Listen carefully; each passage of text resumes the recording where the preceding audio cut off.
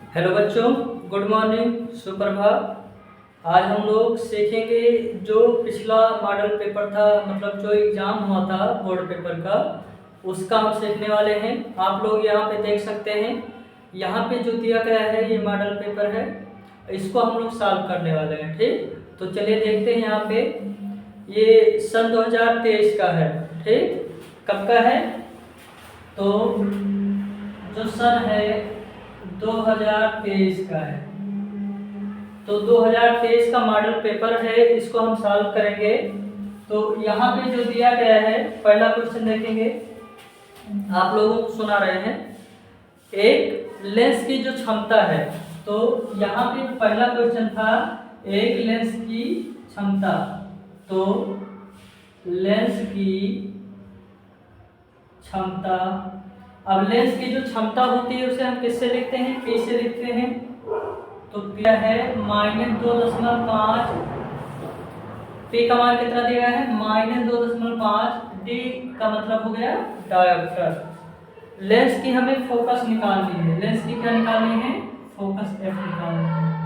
ठीक, अब लेंस की जो क्षमता होती है पी बराबर होता है 100 अपान में क्या होता है? एफ होता है। ये होता है सेंटीमीटर में। किस में होता है? सेंटीमीटर में। यहाँ पे जो लेंस की क्षमता दी गई थी वो दी गई है -2.5 दिया गया है, और यहाँ पे है 100 बटे में एफ। एफ निकालना है तो एफ इंटू में -2.5 बराबर 100 हो जाएगा। यहाँ से एफ बराबर कितना आएगा?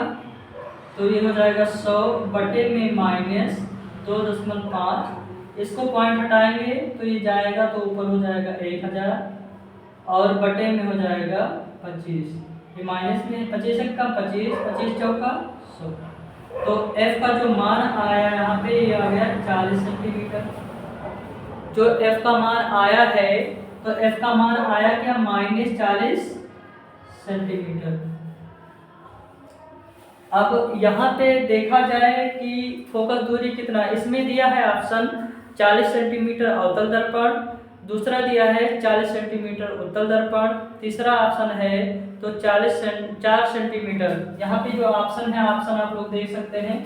पहला ऑप्शन है 40 सेंटीमीटर अवतल दर्पण, दूसरा ऑप्शन यहाँ पे दिया गया है 40 सेंटीमीटर उत्तल दर्पण, और तीसरा ऑप्शन दिया गया है यहाँ पे 4 सेंटीमीटर अवतल। तो 4 सेंटीमीटर अवतल दर्पण दिया गया है, और चौथा ऑप्शन जो दिया गया है 4 सेंटीमीटर उत्तल, क्या दिया गया है? उत्तल दर्पण। ठीक, तो ये सारी चीजें दी गई। इसमें से अब आया है हमारा फोकस दूरी क्या है? -40 सेंटीमीटर। अब आप लोग इसमें बताइए कौन सा रहेगा सही? तो इसमें रहेगा ऑप्शन नंबर पहला 40 सेंटीमीटर अवतल दर्पण लिखेंगे। क्या लिखेंगे? अवतल दर्पण। ये यहाँ पे आया है माइनस में, तो माइनस चिन्ह इसको में ये दिखा रहा है कि जो ये है ये अवतल दर्पण है। क्या है? अवतल दर्पण शो कर रहा है, इसलिए 40 सेंटीमीटर अवतल दर्पण, ये आंसर सही रहेगा। चलिए दूसरा क्वेश्चन देखते हैं। यहाँ पे दूसरा क्वेश्चन है, कह रहा है यदि वैद्युत शक्ति P तथा प्रतिरोध R से व्यक्त होता है, तब वैद्युत धारा व्यक्त कीजिए। वैद्युत धारा का मान हमें निकालना है। क्या निकालना है? वैद्युत धारा। हमें पता है P बराबर क्या होता है? V इंटू आई होता है। वैद्युत शक्ति P बराबर V इंटू आई होता है। ठीक, और ओम का नियम पता है, V बराबर क्या होता है? I into R. हमें इसका जो मान निकालना है विद्युत शक्ति का, वो P, R और I के रूप में हो। तो यहाँ से हमें I के रूप में बनाना है, तो यहाँ से क्या करेंगे? I को है इसमें V बराबर इसको रख देंगे, तो P बराबर क्या बनेगा? I इंटू आर और गुणे में I। तो ये बनेगा क्या? ये बनेगा P बराबर R और आई स्क्वायर बनेगा। क्या बनेगा? आर आई स्क्वायर बन गया। ठीक, और यहाँ P बराबर क्या आ जाएगा? तो P बटे में यहाँ गुणा है तो बटे में आएगा r और यहाँ हो जाएगा आई स्क्वायर। आई बराबर आएगा अंडर रूट p बटे में r। तो ये ऑप्शन इसमें सही रहेगा। इसमें ऑप्शन दिया गया था, यहाँ ऑप्शन जो दिया गया पहला ऑप्शन क्या था इसका, दूसरे का पहला यहाँ पे था p बटे r, दूसरा ऑप्शन इसका था under root p into r, यहाँ पे तीसरा ऑप्शन इसका था अंडर रूट r बटे p, और चौथा ऑप्शन इसका क्या था, तो अंडर रूट में p बटे r। अब इसमें से आपको कौन सा आंसर सही लग रहा है, तो यहाँ पे अंडर रूट p बटे r वाला सही है, तो ये हो गया। अब मैं तीसरा क्वेश्चन समझना है। इसमें तीसरा क्वेश्चन कहा है कि प्रकाश की चाल, इसको देखेंगे। तीसरा का ऑप्शन दे रहे हैं, ये है v1 बटे v2, ये पहला ऑप्शन है। दूसरा ऑप्शन क्या है इसमें, तो ये है v2 अपान v1, और तीसरा ऑप्शन यहाँ पे क्या है, तो तीसरा ऑप्शन जो है v1 गुणे में v2, और चौथा ऑप्शन v1 प्लस v2। तो ये ऑप्शन में दिया गया है, ठीक। इसको अब हम सॉल्व करने वाले हैं। देखिए यहाँ कहा है कि प्रकाश की चाल, जैसे प्रकाश की चाल माध्यम 1 माध्यम 2 क्रमशः v1 और v2, माध्यम 2 में क्रमशः v1 v2 है, तब माध्यम 1 के सापेक्ष दूसरे माध्यम का अपवर्तनांक निकालना है। हमें पता है अपवर्तनांक क्या होता है, अपवर्तनांक को हम लिखते हैं n से। किससे लिखते हैं, अपवर्तनांक को n से लिखते हैं। यहाँ का है पहले माध्यम का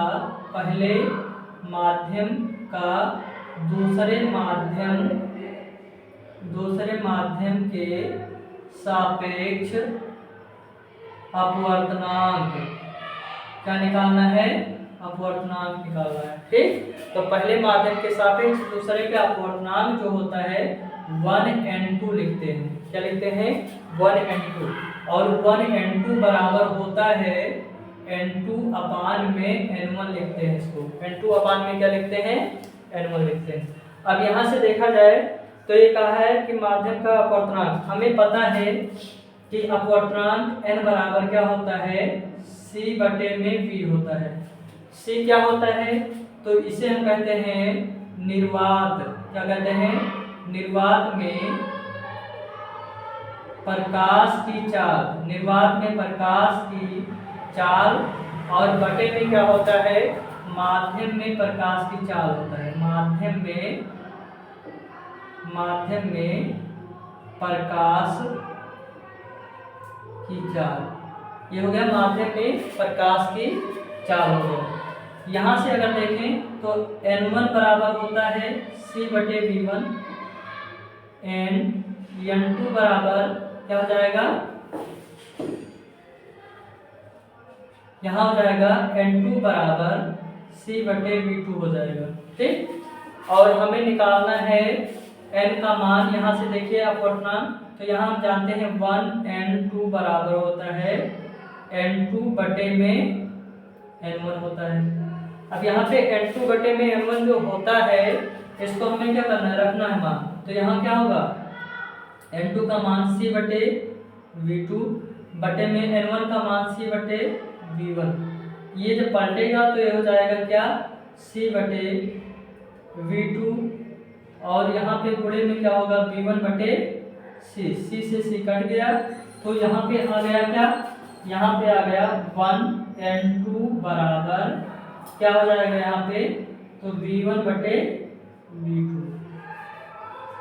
तो यहाँ पे निकल गया क्या, पहले माध्यम के सापेक्ष दूसरे माध्यम का अपवर्तनांक जो आएगा, यहाँ पे v1 बटे v2 रहेगा।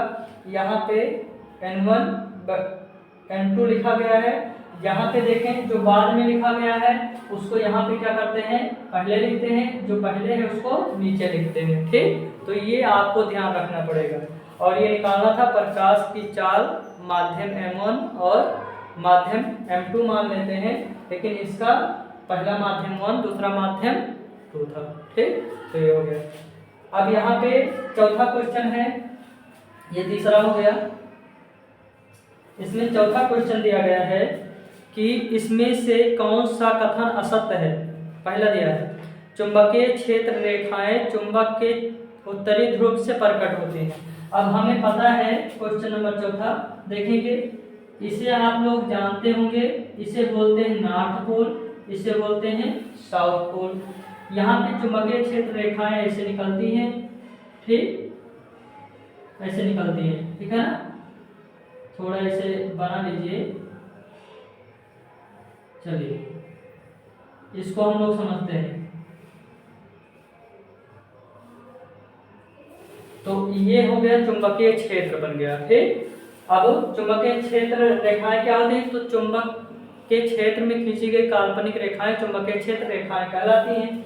यहाँ पे जो निकलती हैं, जो नॉर्थ पोल से निकलती हैं और कहाँ पे जाती हैं, साउथ पोल की ओर बढ़ रही हैं, और इस साउथ पोल से फिर अंदर ही अंदर आती हैं और नॉर्थ पोल से फिर निकलती है, ये चीज। तो इसको आप लोग समझ गए। इसमें ऑप्शन आप लोग देख लीजिए, यहाँ पे जो दिया गया है चुंबकीय क्षेत्र रेखाएं चुंबक के उत्तरी ध्रुव से प्रकट होती हैं, तो उत्तरी ध्रुव से प्रकट नहीं होती हैं। ठीक, यहाँ से प्रकट नहीं होती कि जाए फैल जाए यहीं से। दूसरा ऑप्शन है चुंबकीय क्षेत्र रेखाएं चुंबक के भीतर, क्या है, चुंबकीय क्षेत्र है चुंबक के भीतर, मतलब अंदर ही अंदर, ठीक है ना, दक्षिण से उत्तर की ओर जाते हैं। कहाँ पे, साउथ से मतलब उत्तर से निकली, ये साउथ पे गई, साउथ से फिर क्या हुआ, नॉर्थ पे आ रही है, ठीक है ना। तो ये रेखाएं दिखाई गई हैं। सी कह रहा है चुंबकीय क्षेत्र रेखाएं परस्पर एक दूसरे को काटती हैं। यहाँ पे आपको कोई भी एक दूसरे को काटते हुए नहीं दिखेगा, इनके रेखाओं के बीच में इक्वल दूरी, बराबर बराबर दूरी रहती है। ठीक, तो यहाँ पे हो गया चुंबकीय क्षेत्र रेखाएं बंद वक्र बनाती हैं, लेकिन बंद बनाती हैं, तो ये बंद नहीं बनाती हैं, ठीक है ना। अब यहाँ पे देखेंगे तो इसका जो ऑप्शन रहेगा, ऑप्शन नंबर बी इसका सही रहेगा। इसमें जो दिया गया है चुंबकीय क्षेत्र रेखाएं चुंबकीय क्षेत्र रेखाएं चुंबकीय क्षेत्र रेखाएं चुंबक के भीतर, चुंबक के भीतर क्या हो रहा है, चुंबक के भीतर दक्षिण ध्रुव से उत्तरी ध्रुव की ओर आती हैं, की ओर आती हैं। तो ये चीज आप लोग सीख चुके हैं। इसमें 4 क्वेश्चन आप लोगों का सॉल्व हो चुका। ठीक, अगला क्वेश्चन हमें सॉल्व करना है 5वें नंबर का। नेक्स्ट क्वेश्चन है, क्वेश्चन नंबर क्या है, 5। तो क्वेश्चन नंबर 5 है। अब क्वेश्चन नंबर 5 हम सीखेंगे। इसमें कहा है इसमें से किस दर्पण का दृष्टि क्षेत्र अधिक होता है। दृष्टि क्षेत्र अधिकतम होता है, दृष्टि क्षेत्र अधिक, दृष्टि क्षेत्र अधिक किसमें होता है। तो यहाँ पे ऑप्शन नंबर पहला दिया गया है, क्या दिया गया है, देखिए ऑप्शन नंबर पहला है इसमें उत्तल दर्पण, क्या है, उत्तल दर्पण। ऑप्शन नंबर 2 दिया गया है इसमें समतल दर्पण, क्या दिया गया है, समतल दर्पण। और तीसरा ऑप्शन दिया गया है अवतल दर्पण, क्या दिया गया है, अवतल दर्पण। और इसमें जो दिया गया है 5वां, जैसे चौथा ऑप्शन जो दिया गया है, तो चौथा ऑप्शन जो है इसमें से कोई नहीं। तो इसमें से आप लोग बताएंगे कि कौन सा इसमें आंसर सही होगा। तो कौन सा इसमें सही है, चलिए आप लोग बताइए इसमें से कि दृष्टि क्षेत्र सबसे अधिक किसका होता है, उत्तल दर्पण, समतल दर्पण, अवतल दर्पण के इनमें से कोई नहीं। तो आप लोग कौन सा जवाब देने वाले हैं, तो इसमें सही रहेगा कौन सा, उत्तल दर्पण का जो क्षेत्र होता है वो अधिकतम होता है। छठा क्वेश्चन देख लेते हैं, क्वेश्चन नंबर 6। क्वेश्चन नंबर 6 कह रहा है कि R1 व R2 ओम के प्रतिरोधों को श्रेणी क्रम में जोड़ने पर कुल प्रतिरोध R1, मतलब यहाँ पे प्रतिरोध है R व 2R है, ठीक। और इसको हमें जोड़ना किसमें था, श्रेणी क्रम में। कहा है कि अगर श्रेणी क्रम में जोड़ें तो प्रतिरोध जो है, प्रतिरोध R1 प्राप्त होता है। क्या प्राप्त होता है, R1 प्राप्त होता है। और अगर समांतर क्रम में जोड़ें,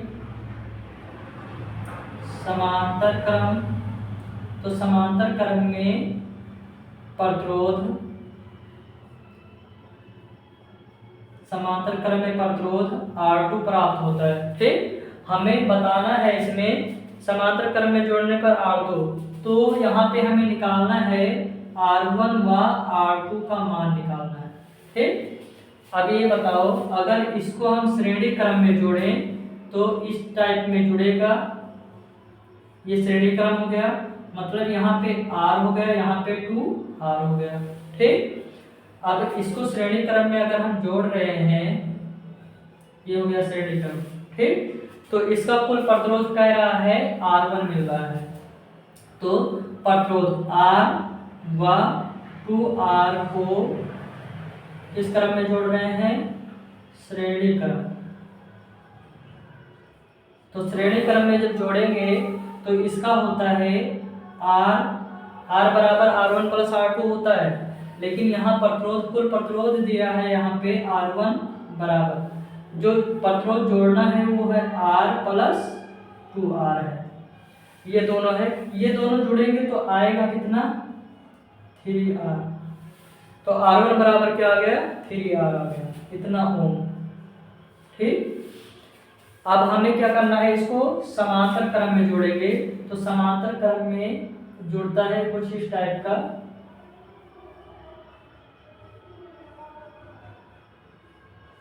ये हो गया समांतर क्रम, हो गया, क्या हो गया, तो ये हो गया समांतर क्रम, R हो गया और 2R हो गया, तो ये समांतर क्रम में जुड़ गया। यहां से अगर देखा जाए क्रम में जोड़ना है तो देखेंगे समांतर क्रम, समांतर क्रम में जोड़ने पर कुल प्रतिरोध, तो समांतर क्रम में जोड़ने पर कुल प्रतिरोध इसका क्या होगा, तो ये कहा है कि कुल प्रतिरोध R2 है, तो यहाँ से लिखेंगे R2, ठीक। कुल प्रतिरोध R2 निकालना है, तो यहाँ पे इसके लिए जो फार्मूला होता है क्या होता है, 1/R2 बराबर हो जाएगा 1/R प्लस 1/R2, तो R2 के जगह पे 2R दिया गया है, क्या दिया गया है, 2R, तो इसको रखेंगे, इसका इधर गुणा, इसका इधर गुणा करा लेंगे, तो ये हो जाएगा 2R प्लस में R बटे में 2R स्क्वायर, और ये जुड़ेगा तो ये हो जाएगा 1/R2, तो 1/R2 बराबर क्या हो गया यहाँ पे, 3R बटे में 2R स्क्वायर हो गया। अब यहाँ से देखो R से ये स्क्वायर कट गया, आया क्या हमारे पास, तो ये आ गया 1/R2 बराबर क्या हो जाएगा यहाँ से, तो ये हो जाएगा 3 बटे में 2R का इधर पूरा होगा, तो 2R बराबर क्या हो जाएगा, 3R2, और R2 का जो मान निकलेगा यहाँ से क्या निकलेगा, तो ये हो जाएगा 2R बटे में 3 आ जाएगा, और यहाँ से ये चीज़ें आ गई, ठीक। अब यहाँ हमें निकालना है R1 बटे में R2 निकालना था, R1 का मान यहाँ से देखेंगे तो 3R है, ये इतना ओम आया, ठीक। यहाँ से आया क्या, 3R, तो यहाँ पे रखेंगे 3R बटे में, यहाँ पे R2 का जो मान है, तो R2 का मान यहाँ 2R बटे 3 आया है, तो यहाँ से रख दीजिए 2R बटे में 3 ऊपर गुणा होगा, ऐसे पलट जाएगा, तो ये हो जाएगा क्या, यहाँ से 3R गुणे में 3 बटे में 2R, ये इस टाइप का बन जाएगा, ठीक। ये हो जाएगा कितना, तो ये हो जाएगा R1 बटे R2 बराबर 9R बटे में 2R, R से R कटेगा तो ये हो गया R1 बटे में R2 बराबर 9 बटे 2। ये इतना आया आंसर। ठीक, इसका जो ऑप्शन दिया गया था क्वेश्चन नंबर 6 का, वो ऑप्शन यहाँ पे हम लिख दे रहे हैं। पहला ऑप्शन इसका जो था R1 बटे R2 बराबर 2 बटे 9, कितना दिया गया है, 2 बटे 9। दूसरा ऑप्शन इसका दिया गया है R1 बटे R2 बराबर 9 बटे 2। तीसरा ऑप्शन इसका दिया गया है R1 बटे R2 बराबर 1। और चौथा ऑप्शन इसका दिया गया है, ये है R1 बटे R2 बराबर 1 बटे 9। ठीक, तो फिर से समझा देते हैं। ये क्वेश्चन था, यहाँ पे R व 2R ओम के प्रतिरोधों को श्रेणी क्रम में जोड़ने पर, ठीक, जोड़ने पर कुल प्रतिरोध R1 तथा समांतर क्रम में जोड़ने पर R2, जैसे श्रेणी क्रम में जोड़ने पर क्या हो रहा था, तो R1 हो रहा था कुल प्रतिरोध, और समांतर में जोड़ रहे थे तो R2 हो रहा था। ठीक, अब यहाँ से ये चीजें हो गई। इसके लिए ऑप्शन था R1 बटे R2 निकालना था, तो पहला ऑप्शन 2 बटे 9 था, दूसरा ऑप्शन 9 बटे 2 था, तीसरा ऑप्शन क्या था यहाँ पे, तो तीसरा देखेंगे R1 बटे R2 का मान 1 था, और चौथा ऑप्शन 1 बटे 9 था। यहाँ से अगर देखें तो क्या आया है 9 बटे 2, तो इसमें 9 बटे 2 कौन सा ऑप्शन दिख रहा है आपको, तो यहाँ पे ऑप्शन नंबर 2 सही है, ऑप्शन नंबर 2 यहाँ पे सही था। ठीक है ना। अब यहाँ पे हम लोग अगला देखने वाले हैं, चलिए देखिए क्वेश्चन नंबर 7 देखेंगे। अब क्वेश्चन नंबर 7 में ये कह रहा है, क्या कह रहा है, CH3, क्या कह रहा है, CH3 CH2OH का क्या निकालना है, IUPAC, क्या निकालना है, CH3 क्या था, CH3 CH2OH ये दिया है, इसका हमें निकालना क्या है, IUPAC नाम निकालना है। क्या निकालना है, IUPAC नाम। तो यहाँ पे अगर इसकी संरचना बनाए तो कार्बन कितना लगा है, 2, इसमें कितना हाइड्रोजन है, तो 1 2 और 1 यहाँ पे लगा दीजिए, 3 हाइड्रोजन। इसके पास 2 है तो 1 इधर हो जाएगा, 1 इधर हो जाएगा, इधर क्या लगा हुआ है, OH समूह जुड़ा है। ठीक, तो यहाँ कार्बन की संख्या कितनी है, तो कार्बन की संख्या 1 2 कार्बन है यहाँ पे। ठीक, तो अगर हम देखें इधर से तो मेथ 8 होता है, क्या होता है, मेथ 8, तो 8 होता है, एल्कोहल ग्रुप जुड़ा हुआ होता है तो आल जुड़ा होता है, क्या जोड़ते हैं, आल जोड़ते हैं, तो यहाँ पे तो ये बनेगा क्या, 8। ठीक, और सिंगल बॉन्ड के साथ बनेगा क्या है, ऑल लग जाता है, तो ये बन जाता है क्या, एथेनॉल बन जाता है। ठीक है ना। अब हमें क्वेश्चन नंबर 8 जो इसमें दिया गया है, इसमें दिया गया है प्लास्टर ऑफ पेरिस का रासायनिक सूत्र है। क्या दिया गया है, प्लास्टर ऑफ पेरिस का रासायनिक सूत्र, क्या बताना है, रासायनिक सूत्र। इसमें ऑप्शन दिया गया है, देखिए एक दिया गया है कैल्शियम सल्फेट दिया गया है, इनटू में 3H2O दिया गया है। ठीक, मतलब जल का जो अणु है 3 अणु इसमें शामिल है और कैल्शियम सल्फेट है। अगला देखा जाए तो दूसरा ऑप्शन जो है इसका, ये कैल्शियम सल्फेट दिया है और जल के 2 अणु दिए गए। क्या दिया गया है, दूसरा ऑप्शन कैल्शियम सल्फेट है और जल के 2 अणु हैं, तो यहाँ पे क्या हो जाएगा, CaSO4 × 2H2O हो जाएगा। तो कैल्शियम सल्फेट और क्या हो गया, जल के दो अणु हैं। यहाँ पे ऑप्शन नंबर तीसरा, तो ऑप्शन नंबर 3 इसमें दिया गया है कैल्शियम सल्फेट दिया गया है। क्या दिया गया है, CaSO4 और क्या दिया गया है, H2O जल दिया गया है। इसमें जल का जो है एक अणु है, ठीक, तो जल का एक अणु हो गया।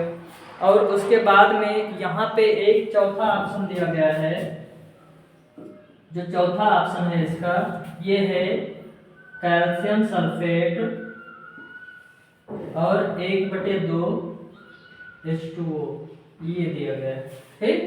तो यहाँ से अगर देखा जाए तो ये कैल्शियम सल्फेट के साथ 3 अणु है जल का, तो ये नहीं होगा। इसमें 2 अणु है जल का, तो ये भी क्या हो जाएगा, नहीं होगा, ठीक है ना। ऐसे यहाँ पे ये जो होगा इसे कहते हैं कैल्शियम सल्फेट हेमीहाइड्रेट बोलते हैं। क्या बोलते हैं, इसमें जो है जल के कितने अणु हैं, तो जल का आधा अणु है, इसमें कितना है, हाफ, आधा अणु है, इसलिए इसे कहा जाता है कैल्शियम सल्फेट हेमीहाइड्रेट बोलते हैं, ठीक है ना। और उसके बाद में यहाँ पे क्या है, जल का आधा अणु होने के नाते क्या कहते हैं, कैल्शियम सल्फेट अर्धहाइड्रेट बोलते हैं, ठीक। तो आधा हाइड्रोजन लगा हुआ है, आधा जल है, तो ये चीज हो जाता है, हेमीहाइड्रेट बोलते हैं। और प्लास्टर ऑफ पेरिस बोलते हैं, शॉर्ट में इसको क्या बोलते हैं, POP बोलते हैं। इसका इस्तेमाल जो होता है सांचे बनाने में इस्तेमाल किया जाता है, ठीक, प्लास्टर करने में। POP घर की रंगाई पुताई जैसे होता है, तो उसकी पुताई जैसे करते हैं, POP कराते हैं घर का, तो उसमें चिकनाई ज़्यादा लाने के लिए किया जाता है। ऐसे मूर्तियां बनाने में इसका इस्तेमाल किया जाता है, तो बहुत इसका उपयोग है। तो ये क्वेश्चन पूछा गया था। अब हम लोग इसके आगे क्वेश्चन नंबर 9 सीखेंगे। तो क्वेश्चन नंबर 9 सीखेंगे, अब अगला देखते हैं यहाँ से।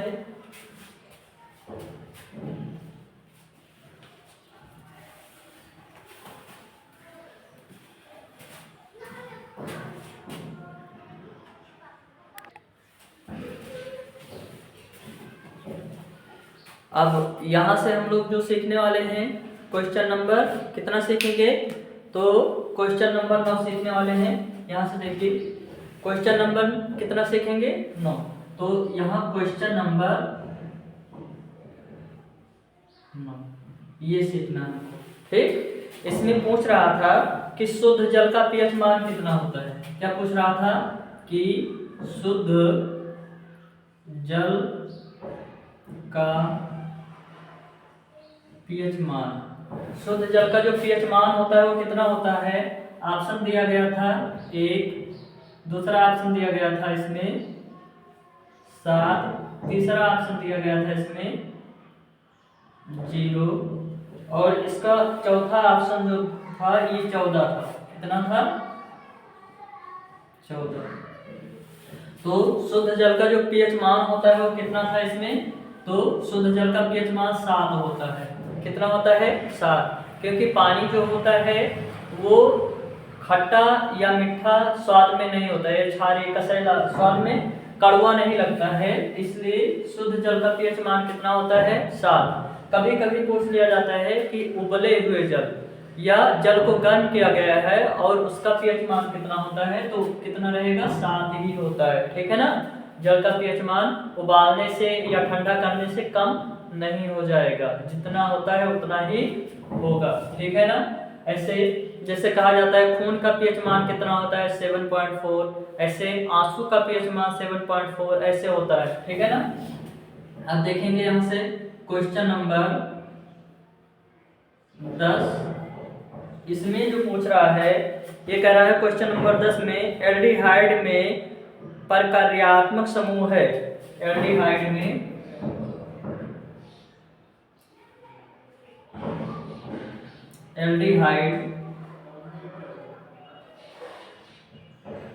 तो एल्डिहाइड में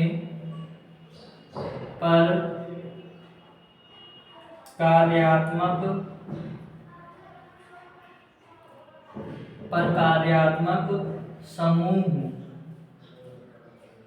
है। तो प्रकार्यात्मक समूह क्या होता है, इसमें ऑप्शन दिया गया है। पहला OH आयन, सिंगल बॉन्ड के साथ OH लगा हुआ है। दूसरा ऑप्शन इसमें दिया गया है, ये दिया गया है सिंगल बॉन्ड कार्बन जुड़ा हुआ है, उसके बाद में सिंगल बॉन्ड से इधर हाइड्रोजन है और इधर क्या है, डबल बॉन्ड से ऑक्सीजन है। तो ये जो क्रियात्मक समूह है ये किसका है या ये किसका है, ठीक है ना। ऐसे यहाँ पे अगर देखा जाए तो तीसरा ऑप्शन जो दिया गया है, सिंगल बॉन्ड के साथ कार्बन है लेकिन डबल बॉन्ड के साथ ऑक्सीजन है।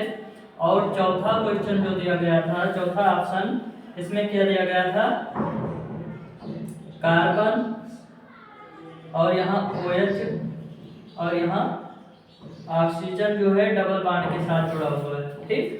तो ये ऑप्शन थे। इसमें बताना था कि एल्डिहाइड में प्रकार्यात्मक समूह होता है। तो ये तो अल्कोहल समूह का हो गया, ये किसका हो गया, तो ये है किस चीज का है, तो एल्डिहाइड का है। क्या है, एल्डिहाइड। और एल्डिहाइड समूह जो होता है इसमें लगा होता है CHO। क्या लगा होता है, CHO होता है।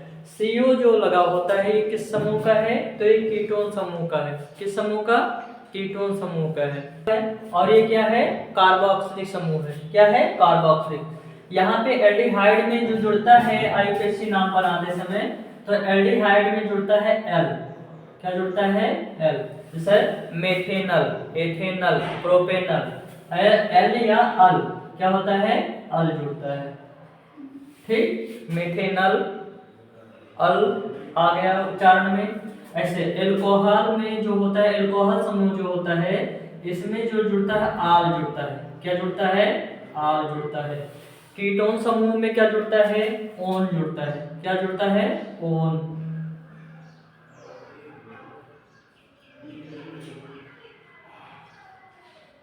ओन जुड़ता है, ठीक है ना। जैसे यहाँ पे कीटोन है, ओन जुड़ेगा। जैसे क्या कहेंगे, मेथेनॉन, एथेनॉन, ठीक, एथेन, एथेनॉन हो जाएगा, ठीक है ना। ऐसे यहाँ पे कार्बोक्सिलिक जुड़ता है। क्या है, कार्बोक्सिलिक समूह है, कार्बोक्सिलिक,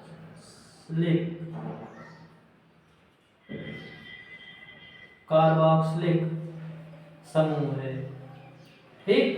और कार्बोक्सिलिक समूह जो होता है इसमें ओइक लगता है। क्या लगता है, ओइक। जैसे कहते हैं मेथेनोइक, एथेनोइक, ठीक। तो ये होता है। अगला क्वेश्चन देखते हैं। अगला क्वेश्चन जो दिया गया है इसमें कि निम्न में कौन उत्पाद है। क्वेश्चन नंबर 11 यहाँ पे देखेंगे। तो क्वेश्चन नंबर 11 में जो है ये कहा है कि उत्पाद कौन सा है। उत्पाद है निम्नलिखित में से कौन सा उत्पाद है। उत्पादक जो होता है, यहाँ पे जो दिया गया है चिड़िया, पहला ऑप्शन दिया गया है चिड़िया। दूसरा ऑप्शन इसमें दिया गया है, तो दूसरा ऑप्शन है जंगली जानवर, जंगली जानवर। और जो चौथा ऑप्शन है पालतू जानवर। तीसरा है, तीसरा जो है पालतू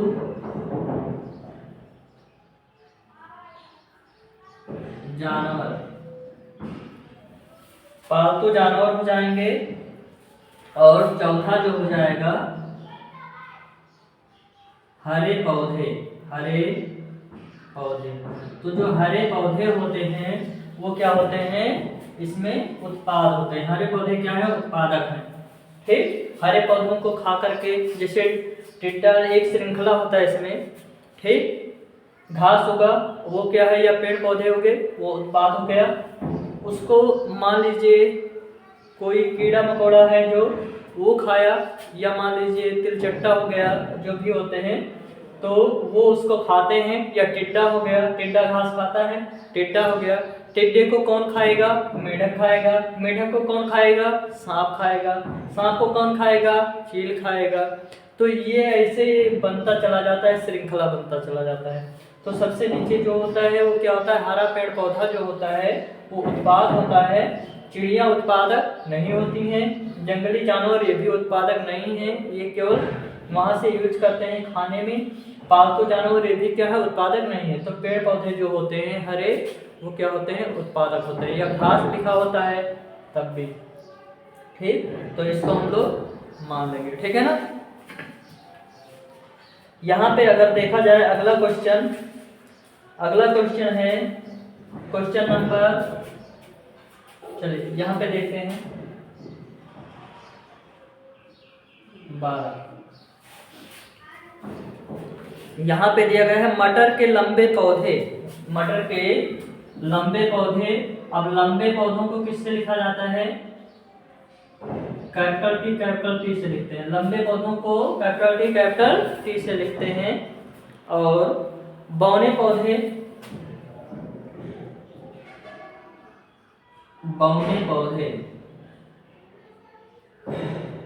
तो बौने पौधे जो थे, ये बौने पौधे स्मॉल टी से लिखते हैं। स्मॉल टी हो गया, ये बौना पौधा हो गया, ठीक। इसके मध्य में अगर क्रॉस कराया जाता है, दोनों के बीच में क्रॉस कराते हैं, तो ये पूछ रहा है कि प्रथम संतत पीढ़ी में मिलेंगे सभी पौधे लंबे मिलेंगे कि सभी पौधे बौने मिलेंगे। तो इसमें से अगर क्रॉस कराएंगे जब, तो ना तो सभी प्रथम पीढ़ी में ना तो सभी लंबे मिलेंगे और ना ही सभी बौने मिलेंगे, ठीक है ना। इसमें जो मिलेगा आधा लंबा आधा बौना, मतलब प्रथम पीढ़ी के जो पौधे होते हैं वो क्या होते हैं? सभी में जो होते हैं कैपिटल टी स्मॉल टी होता है। कैपिटल टी स्मॉल टी, ये चीज मिलता है। तो प्रथम पीढ़ी में जो मिलेगा इसमें क्या रहेगा? आधे लंबे और आधे बौने, मतलब यही ऑप्शन में पूछा था। तो इसका ऑप्शन सुन लीजिए। पहला ऑप्शन जो था सभी लंबे पौधे, सभी लंबे पौधे। दूसरा ऑप्शन था सभी बौने पौधे। तीसरा ऑप्शन इसमें है आधे लंबे आधा बौने। आधे लंबे तथा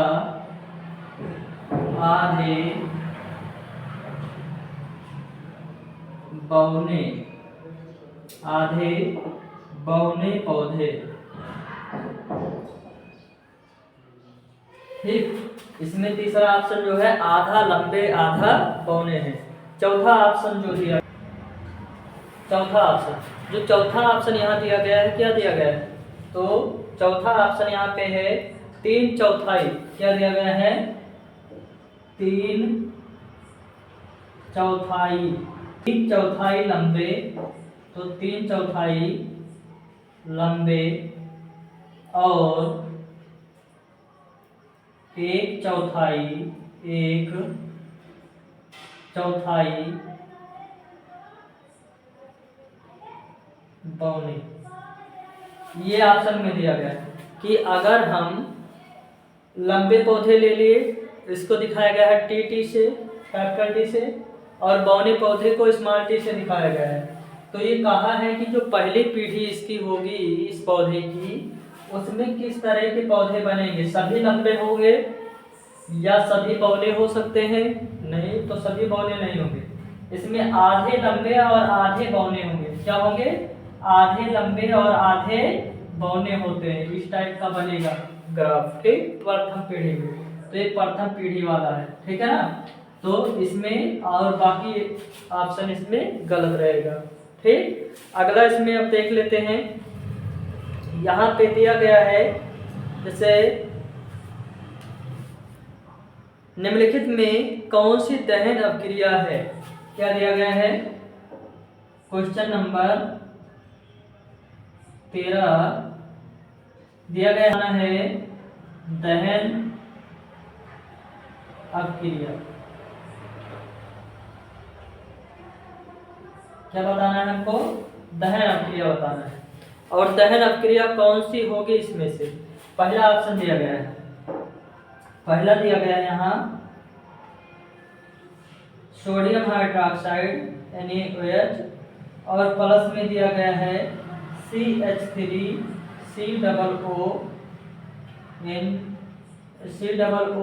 क्या है? CH3COOH दिया गया है। और रिएक्शन में ये बना क्या है? तो सोडियम एसीटेट, हाइड्रोजन को विस्थापित किया तो ये बना क्या? सोडियम एसीटेट बन गया CH3COONA। और प्लस में क्या बन गया? H2O। क्या बन गया? H2O, जल बन गया। ठीक। और दूसरा ऑप्शन यहाँ पे है, इसमें जो मेथेन होता है, मेथेन का सूत्र क्या होता है? तो CH4 मेथेन हो गया, और ये क्लोरीन के साथ में क्रिया करेगा। इसके साथ में, क्लोरीन के साथ में क्रिया करेगा। यहाँ पे क्या लिया जाएगा? सूर्य का प्रकाश रहेगा, सूर्य के प्रकाश में। ठीक है, सूर्य के प्रकाश में या इसकी उपस्थिति थी। यहाँ पे क्या थी? उपस्थिति। तो सूर्य के प्रकाश की उपस्थिति हो जाएगी। और उसके बाद में यहाँ पे क्या मिलेगा इसको? तो यहाँ पे बनेगा क्या? Methyl chloride. क्या बनेगा? मेथिल क्लोराइड बन जाएगा। तो CH3Cl मेथिल क्लोराइड हो गया। और प्लस में क्या हो जाएगा? तो यहाँ और क्या बनेगा? तो यहाँ क्लोरीन लगा हुआ है, क्लोरीन 2 लगा हुआ है। क्या लगा है? क्लोरीन 2 क्लोरीन है। तो ये बनेगा HCl, हाइड्रोक्लोरिक अम्ल बनेगा। तीसरा ऑप्शन इसमें दिया गया है। तो तीसरा देखिए, यहाँ पे मेथेन है। क्या है? मेथेन है। तो मेथेन को क्या बोला जाता है? Marsh gas. CH4 है और प्लस ऑक्सीजन है। तो ऑक्सीजन की उपस्थिति में जो मेथेन गैस होता है, इसे मार्स गैस बोलते हैं। ऑक्सीजन की उपस्थिति में आते ही इसमें क्या होता है? आग लग जाता है, मतलब आग पकड़ लेता है। और आग पकड़ लेता है तो क्या होता है? ये जलने लगता है। तो जब जलेगा तो कोई भी चीज़ अगर लगता है, और कोई भी चीज़ अगर जलता है तो कौन सी अपक्रिया होती है? दहन अपक्रिया होती है। तो यहाँ पे क्या हो जाएगा? मेथेन जलेगा ऑक्सीजन के साथ, तो CO2 बनेगा। यहाँ पे प्लस में ऊष्मा निकलता है, ऊष्मा में जल होता है तो H2O बनेगा, 2H2O हो गया। और प्लस में और क्या होगा? इसमें से ऊष्मा मुक्त होगी। क्या होगी? ऊष्मा मुक्त होगी। ठीक। तो ये हो गया क्या? मेथेन जब क्या हुआ? ऑक्सीजन के साथ में क्रिया किया तो कार्बन डाइऑक्साइड निकलना ही है। कोई भी चीज़ जलेगा अगर, तो कार्बन डाइऑक्साइड निकलता है उसमें से। तो कार्बन डाइऑक्साइड और ऊष्मा के रूप में जैसे हीट मिलेगा, और उसमें से कुछ वाष्प भी निकलेंगे जिसे द्रव के रूप में। तो जल हो गया, कार्बन डाइऑक्साइड और ऊष्मा निकलेगा, तो दहन अपक्रिया में ही निकलता है। तो ये हो गया दहन अपक्रिया। एक ये दहन अपक्रिया ये सही है, बाकी इसमें से बाकी दहन अपक्रिया नहीं है। एक इसमें और दिया गया है, चौथा ऑप्शन देख लीजिए आप लोग। नहीं कहेंगे कि सर जी लिखे ही नहीं।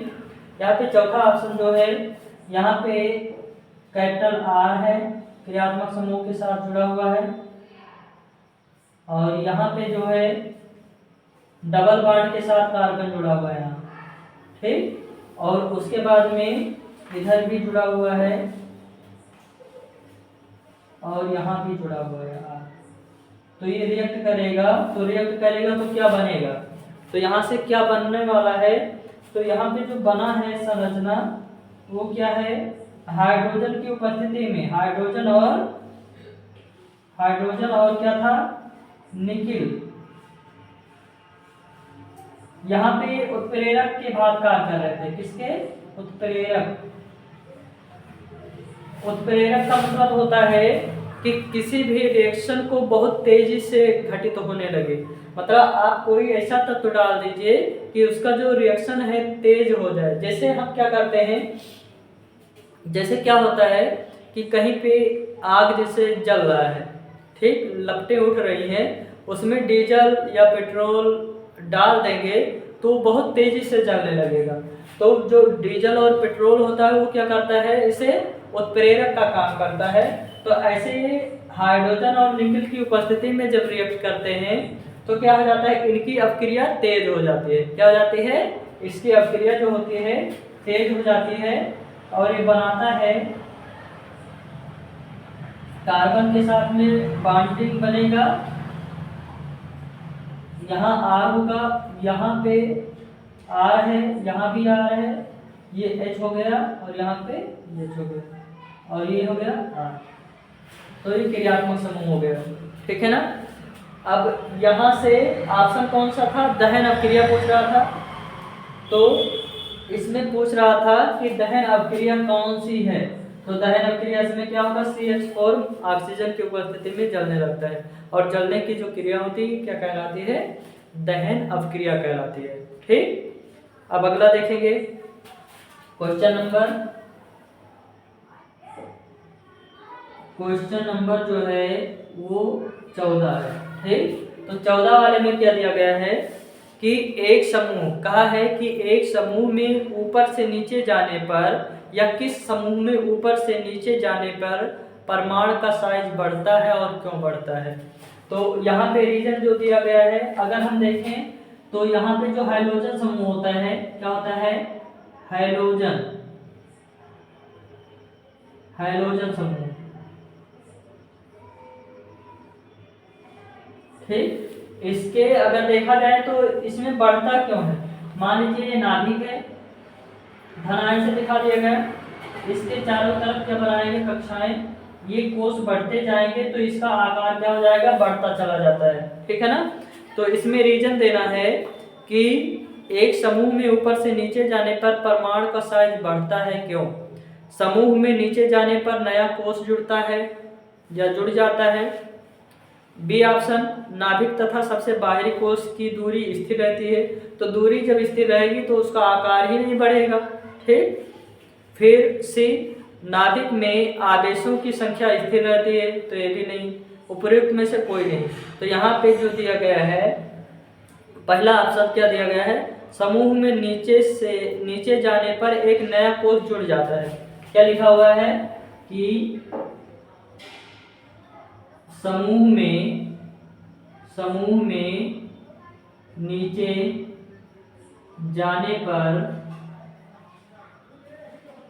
एक कोष जुड़ जाता,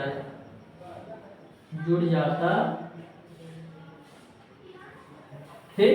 तो इसमें एक कोष इसमें जुड़ जाएगा और जैसे जैसे आगे बढ़ेगा वैसे जुड़ता चला जाएगा नया कोष और ये क्या होगा, इसका आकार बढ़ जाएगा। अब हमें कितना क्वेश्चन, 14 क्वेश्चन हो गया, ठीक। इसमें और क्वेश्चन देखते हैं। 16वां क्वेश्चन दिया गया है, यहाँ पे एक कोई छूट रहा है, अभी देख लेंगे। तो यहाँ पे देखिए, देखते हैं यहाँ पे अगर देखा जाए तो क्वेश्चन नंबर 15 हम डाल दे रहे हैं, ठीक। यहाँ पे जो दिया गया है क्या है, निम्न में कौन सा जोड़ा प्रकाश संश्लेषण की अपक्रिया में प्रयोग किया जाता है। इसमें दिया गया है निम्नलिखित में से कौन सा जोड़ा प्रकाश संश्लेषण की अपक्रिया में प्रयोग होता है। जैसे कार्बन डाइऑक्साइड और ऑक्सीजन, तो यहाँ अगर देखा जाए तो कार्बन डाइऑक्साइड तो यूज होता है प्रकाश संश्लेषण में, लेकिन ऑक्सीजन नहीं यूज होता है, ठीक है ना। दूसरा ऑप्शन, जल एवं ऑक्सीजन, तो जल भी यूज होता है, जमीन से जल अवशोषित करता है, ठीक है ना, लेकिन ऑक्सीजन इसमें लिख दिया इसलिए गलत हो जाएगा। सी वाला ऑप्शन जो है, जल एवं कार्बन डाइऑक्साइड, देखिए हम लोगों के मुंह के द्वारा जो कार्बन डाइऑक्साइड मतलब CO2 निकलता है तो वो हो जाता है, और जल जो होता है जमीन से ले लेता है, तो H2O और प्लस में क्या होता है, CO2 गैस होता है। क्या होता है, CO2 गैस। इन दोनों के मिलने से ही क्या होता है, तो यहाँ पे क्या बनता है, प्रकाश संश्लेषण की क्रिया होती है, ठीक है ना। तो ये हो गया आंसर। क्वेश्चन नंबर 16 देखेंगे। अगर क्वेश्चन नंबर 16 देखा जाए तो इसमें क्या होता है, सामान्य एक लिंगी नर पुष्प में नहीं पाया जाता है। तो इसमें नर पुष्प में क्या नहीं पाया जाता, पहला ऑप्शन दिया गया है बाह्य दलपुंज, पंखुड़ी, वर्तिकाल। तो जो एक लिंगी होते हैं उसमें होता है पुंकेसर नहीं पाया जाता। क्या होता है, पुंकेसर नहीं पाया जाता, नर वाला भाग नहीं होता है, केवल मादा होती है, वही फल देता है। जैसे पपीता हो गया, ककड़ी हो गया, खीरा, ये सब होते हैं जो ये क्या होते हैं, तो ये एक लिंगी होते हैं। ठीक, तो इसमें हो गया क्वेश्चन नंबर 16 में क्या रहेगा, पुंकेसर नहीं पाया जाता है। इसमें क्या रहेगा, पुंकेसर, तो पुंकेसर इसमें नहीं होता है। ठीक है ना। यहाँ पे अगला क्वेश्चन देख लेते हैं 17वां। तो इसमें 17वां क्वेश्चन क्या कह रहा है कि इंसुलिन स्रावित होता है। तो इस इंसुलिन जो होता है कहाँ से स्रावित होता है, कहाँ से निकलता है। यहाँ पे दिया गया है थायराइड ग्रंथि, क्या दिया गया है, थायराइड ग्रंथि हो गया, पीयूष ग्रंथि हो गया, वृषण द्वारा कि अग्नाशय द्वारा। तो यहाँ पे अग्नाशय के द्वारा होता है। क्या होता है, अग्नाशय, अग्नाशय के द्वारा क्या निकलता है, तो इंसुलिन हार्मोन स्रावित होता है। ठीक, उसके बाद में 18वां देख लेते हैं। तो 18वां अगर देखा जाए तो यहाँ पे दिया गया है जैव विकास के सिद्धांत को प्रतिपादित किया था किसने। तो जैव विकास का जो सिद्धांत था किसने प्रतिपादित किया था, जैव विकास, जैव विकास, जैव विकासवाद का सिद्धांत, जैव विकासवाद का सिद्धांत किसने दिया था, तो क्या नाम था उनका, चार्ल्स डार्विन। क्या नाम था इनका, चार्ल्स डार्विन। इसमें है चार्ल्स डार्विन हो जाएंगे, तो हो जाएगा चार्ल्स। एक और है यहाँ पे देखेंगे, जीवाश्म ईंधन जलने पर देते हैं। ठीक, तो जो जीवाश्म ईंधन होता है ये क्या देता है, तो जीवाश्म ईंधन देखेंगे, यहाँ से समझ लेते हैं।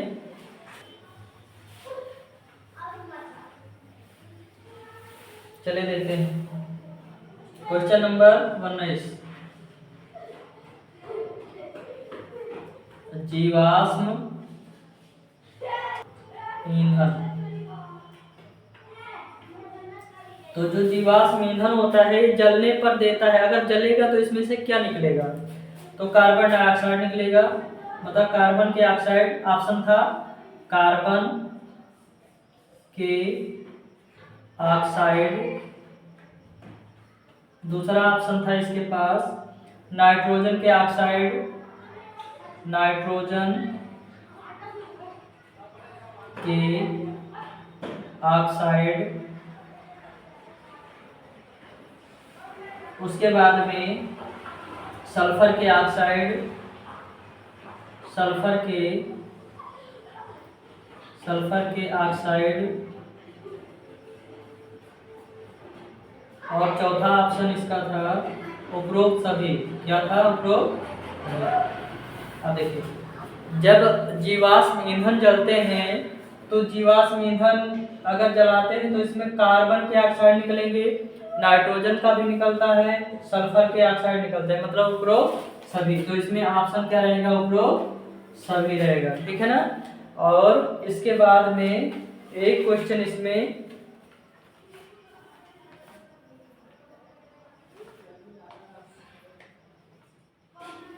चलिए, एक क्वेश्चन इसमें कोई छूटा हुआ है। ठीक है ना।